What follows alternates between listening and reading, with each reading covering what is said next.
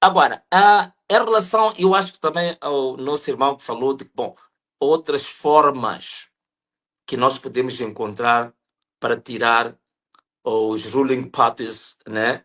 Sem precisar derramar sangue, sem precisar as pessoas morrerem. Bom, eu acho que o mano que teve essa ideia maravilhosa devia nos aconselhar como é que isso é feito, né?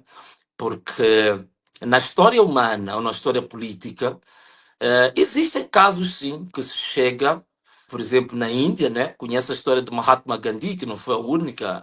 Temos vários exemplos que alguém apenas com uma greve de fome fez uma transformação incrível e que trouxe resultados sem derramamento de sangue, sem violência, não é? Mas não quer dizer que agora vamos fazer um copy-paste.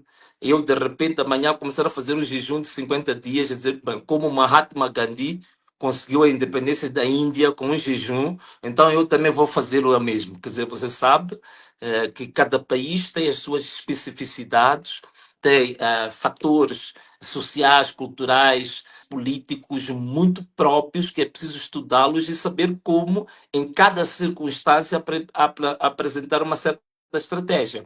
Então, se alguém aparecer e dizer assim, meu irmão, eu já descobri a fórmula de tirar qualquer regime autoritário sem precisar derramar sangue, sem precisar fazer manifestações, sem precisar destruir nenhum bem público e privado, se alguém aparecer com essa fórmula e dizer que pode ser aplicada de forma universal e geral, então nós que estaremos a ouvir isso, podemos ter certeza que já estamos no paraíso, já não estamos mais no mundo.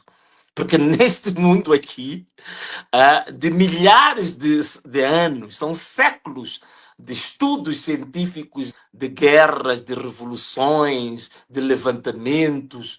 Ainda não ouvi ninguém dizer que encontrou uma fórmula universal de resolução de todo e quaisquer tipo de conflito. Não existe uma fórmula universal, não é?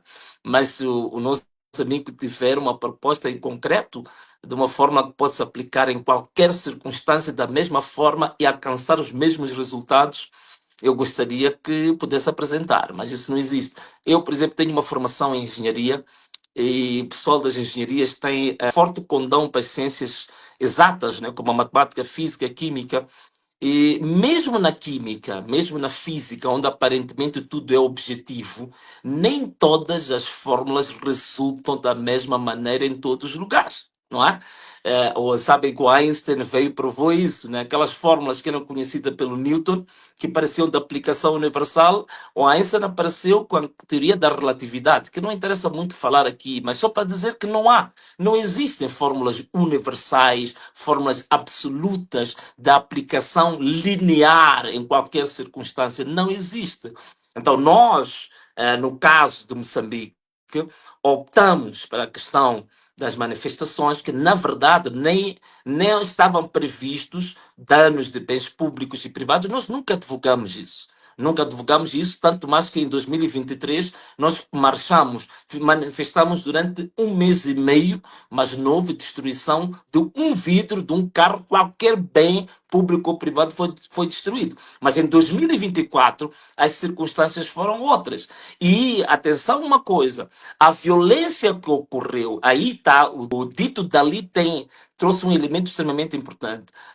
A violência que aconteceu em Moçambique, as mortes que aconteceram em Moçambique, a destruição dos bens públicos e privados foram essencialmente provocados, motivados, instigados pelas forças de defesa e segurança. Nós temos muitos vídeos que se tornaram virais, que até carros militares, que nós aqui chamamos dos tais blindados, foram usados para arrombar portões de armazéns, de lojas, de empresas e depois convidar a população para fazer o saque. As próprias forças de defesa e segurança usaram essa tática, essa estratégia de elas próprias chegarem numa bomba de gasolina invadir a bomba de gasolina e depois chamar a população para fazer saque de combustível. Portanto, nós temos muita informação sobre isso, há muitos vídeos que demonstram isso, e a questão da libertação dos presos nas cadeias de Moçambique também foram promovidos pelas próprias forças de defesa e segurança, para depois assassinar os próprios presos. Então, temos que ter um bocadinho de cuidado quando a gente diz assim, mas foi preciso causar tanta morte. As mortes foram causadas, não foram para as pessoas que estavam a manifestar, foram exatamente as autoridades de direito, foram as autoridades de direito, foram as forças de defesa e segurança, a famosa WIR que nós temos em Moçambique, que causaram as mortes, que assassinaram pessoas, como uma tática para parar o movimento de protesto. Que o protesto e a manifestação é legal. Portanto, você nunca pode criticar as pessoas que se manifestaram por causa das mortes, porque as pessoas apenas fizeram usufruto de um direito fundamental. A manifestação não tem que levar à morte. Ninguém tem que ser assassinado porque estava a manifestar. E não podemos hoje dizer, estão arrependidos pelas mortes que aconteceram. Não! Quem deve ficar arrependido é quem assassinou manifestantes. Quem deve estar arrependido é quem assassinou população que estava no usufruto de um direito fundamental. Não é? É isso que tem que acontecer. E uma coisa curiosa, como dizia o Dr. Alberto, a desinformação. Há um exercício de desinformação que nunca se vê os dois lados da moeda. As pessoas dizem, foi preciso manifestar, destruir bens públicos e privados. E se esquecem, e é uma cortina de fumo, para não se ver quem é que assassinou, quem é que arrombou as lojas, quem é que queimou caminhões, quem é que matou cidadãos. Então, põe-se uma cortina de fumo e vê-se apenas um lado distorcido e manipulado, que foram as pessoas que fizeram manifestações são culpadas, tal e qual eu fui chamado à Procuradoria. E a Procuradoria assume que qualquer dano que foi causado em Moçambique foi causado apenas por manifestantes. Então os manifestantes são suicidas. Os manifestantes arranjaram armas e cada um deles meteu uma bala na sua própria cabeça. Será isto? São tão masoquistas ao extremo de tirar a sua própria vida manifestando? Não. Foram assassinados. Então, onde é que estão os processos abertos contra os que dirigem a polícia? Os que dirigem as forças de defesa e segurança? Onde é que está a responsabilização dessas pessoas? Então, alguém me diz a mim, Venâncio, então, de hoje em diante acabou, já estás arrependido, nunca mais vais promover manifestações. Que é isso? Eu não tenho que promover manifestações. As manifestações são um direito legal, fundamental, constitucional do cidadão.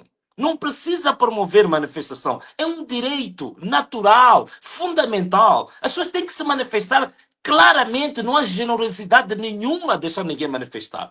Da mesma maneira, estava aqui a ouvir outra pergunta, a dizer, acho que foi o dito dali, que fala de que em troca do shaking hands foi-nos garantido dar-me um lugar ministerial, abrir o nosso partido. Olha, a abertura de um partido não é generosidade de ninguém.